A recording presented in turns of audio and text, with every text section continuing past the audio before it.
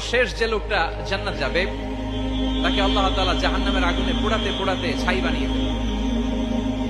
আল্লাহ বলবেন, জিব্রাইল যাও একটু দেখো, একটা মাত্র সেজদা দিয়েছে আমাকে, এরকম কাউরে পাওয়া যায় কিনা, পাটি চালান দিয়ে দেখো পাওয়া যায় কিনা। খুঁজে খুঁজে কাউরে পাবে না। আল্লাহ বললেন আবার দেখো, খুঁজে খুঁজে একজনকে পাবে, সামান্য ইমানের ছিটে ফোঁটা তার অন্তরে ছিল। আল্লাহ বলবেন, যেহেতু ছিটে ফোঁটা আছে, অনেক মায়ের খেয়েছে, ওকে বের করে জাহান্নাম থেকে বের করে একটা নির্ধারিত দূরত্বে রেখে দাও, রেখে দেওয়া হবে। কিন্তু জাহান্নামের আগুনের লেলিহান শিখাতে তার গা ঝলসে যাবে। সে আল্লাহর ডেকে বলবে, মাবুদ তোমার কাছে আমি কিছু চাই না, জাহান্নাম থেকে তুমি আমাকে বের করেছো, জীবন নদীর পানি তুমি আমার গায়ের মধ্যে ঢেলে দিয়েছো, আমি আবার সজীবতা ফিরে পেয়েছি। আমি তোমার কাছে জান্নাত চাই না, শুধু নিরাপদ একটা দূরত্বে আমাকে রেখে আসো, যাতে জাহান্নামের আগুন আমারে কষ্ট দিতে না পারে। আল্লাহ, আমি কিন্তু তোমার কাছে জান্নাত চাই না। কি চাই না? জান্নাত চাই, কিন্তু জাহান্নামের আগুন আমারে কষ্ট দিচ্ছে, এতটা দূরত্বে রাখো যাতে জাহান্নামের আগুন আমার গায়ে না লাগে। আল্লাহ বললেন, ওকে রাখবো, কিন্তু আমার সাথে একটা কন্ট্রাক্টে যেতে হবে, যে এটা তোমাকে দিলে তুমি আর নতুন করে কিছু চাবা না। সে বলবে আমি রাজি, কন্ট্রাক্ট হয়ে যাবে। আল্লাহ জিব্রাইলকে বলবেন, যাও এমন দূরত্বে রাখো যাতে জাহান্নামের আগুনের কষ্ট না দেয়, রেখে আসা হবে। অনেকদিন সে ওখানে আনন্দে থাকবে, আল্লাহ শুকরিয়া করবে। সে মনে মনে বলবে, বেঁচে গিয়েছি, আমি বেঁচে গিয়েছি, জীবনে আর কিছু চাই না, জাহান্নাম থেকে আমি বেঁচে গিয়েছি। অনেকদিন থাকার পরে মনে মনে ভাববে, বাইসা তো গেছি, কিন্তু নতুন করে একটু ট্রাই করে দেখি, জাহান্নামের সৌন্দর্যের দৃশ্য একটু চোখ দিয়ে অবলোকন করা যায় কিনা। সে আল্লাহর ডেকে বলবে, আল্লাহ ইনদি সুআল, আমার একটা ফরিয়াদ আছে। কি ফরিয়াদ? আল্লাহ আগেই বলে রাখি, আমি কিন্তু জান্নাতে যেতে চাই না। আল্লাহ বলবেন, কি চাও? সে বলবে, আল্লাহ তোমার জান্নাতটা তুমি কত সুন্দর করে বানিয়েছো, আমি একটা নজর শুধু দেখতে চাই।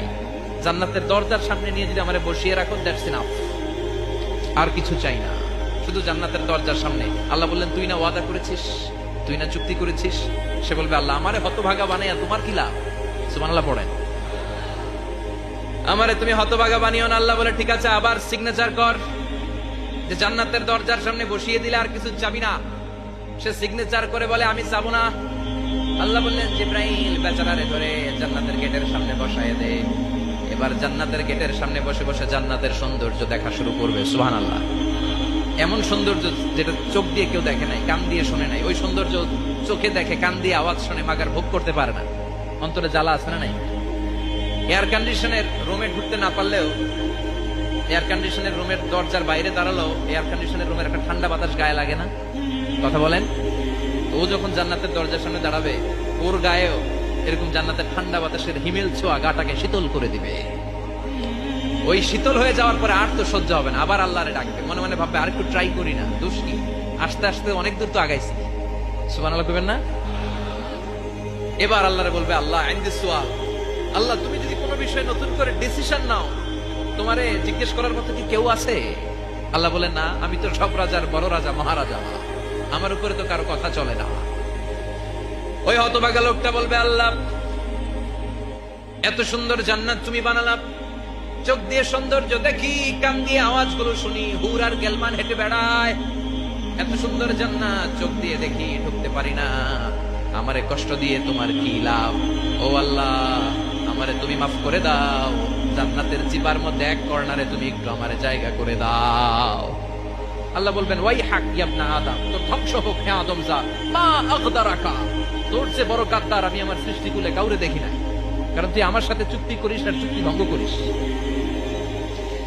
আল্লাহর রহমতের দরিয়ায় তখন জোশ খেলে যাবে, ওর আকুতি মিনতি চাহনি আল্লাহর রহমতের দরিয়ার মধ্যে জোশ লাগিয়ে দিবে। আল্লাহর দয়া হয়ে যাবে, মায়া হয়ে যাবে। আল্লাহ বলবেন, ঠিক আছে, জান্নাতে যা।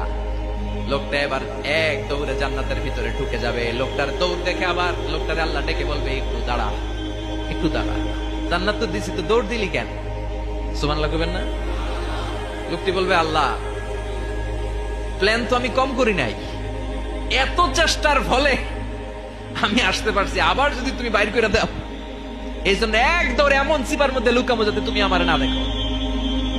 আবার আল্লাহর রহমতের দরিয়ায় জোশ খেলে যাবে। আল্লাহ কাছে ডাকবে, কাছে আয়, ও গোলাম তোর কি মনে চায় আমারে বল, আজকে তুই চাইতে থাক, আমি দিতে দিতে তোর মনের সব আশা পূরণ করে দেব। লোকটা খুশি হয়ে বলবে, আল্লাহ আমারে এটা দাও, বাড়ি দাও, গাড়ি দাও, নারী দাও, এটা দাও ওটা দাও, একের পর এক চাইতে থাকবে, আল্লাহ সব তারে দিতে থাকবে। চাইতে চাইতে লোকটার সব চাওয়া যখন শেষ, সে বলবে আল্লাহ আর আমার চাওয়ার কিছু নাই। আল্লাহ বলেন নো, এত তাড়াতাড়ি যে তুমি খেলা শেষ করতে পারবা না মনু, আমার সাথে তোমার এই খেলা আরো লম্বা সময় চলতে হবে, তোমার অনেক কিছু চাইতে হবে। তুই আজকে চাইতে চাইতে তোর সব চাওয়া আমার কাছে বলবি, আর আমি দিতে দিতে তোর জীবন ধন্য করে দেব। সে আবার চাইতে শুরু করবে, আল্লাহ এটা দাও ওটা দাও ওটা দাও, আল্লাহ দিতে দিতে সব দিবে। এরপরে বলবে আল্লাহ মাফও চাই দোয়াও চাই, আর চাওয়ার কিছু নাই। আল্লাহ বলবেন তাই ঠিক আছে, তোরে আমি জান্নাতে ঢুকাই দিলাম, তবে মনে রাখিস তোর জান্নাতটা হবে সবচেয়ে ছোট জান্নাত, আর তোর জান্নাতটা হবে এই পৃথিবীর 10 গুণ। চিল্লা এখন সুবহানাল্লাহ।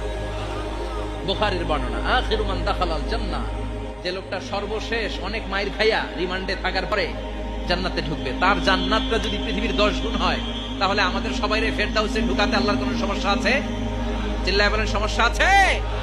এজন্য আমরা আল্লাহর কাছে কোন জান্নাত চাই? কথা বলেন।